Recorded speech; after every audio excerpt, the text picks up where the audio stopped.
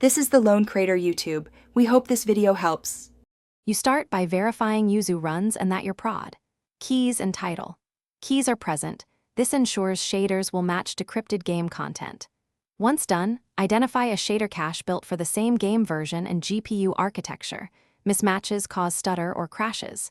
Make a quick backup of your current shader folders so you can restore if needed. This is why you avoid guessing.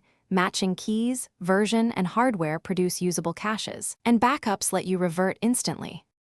You should close Yuzu entirely so files are not in use. Next, copy the downloaded or exported shader cache into the correct shader directory for the game's title ID, keeping the folder hierarchy intact. This is how Yuzu maps cache entries to shaders. After copying, set file permissions so Yuzu can read them. On Windows, that usually requires normal user ownership. On Linux, adjust ownership and mode. Doing this prevents partial loads and ensures Yuzu will pick up precompiled. You now launch Yuzu and watch the shader compilation area. If the pre-built cache matches, you'll see fewer shader compiles and smoother gameplay. If you still get frequent stutter, make sure the cache matches the exact game build, region, and your GPU driver. Mismatched entries force recompilation. As a troubleshooting tip, revert to your backup and let Yuzu build a fresh cache for a few minutes to stabilize.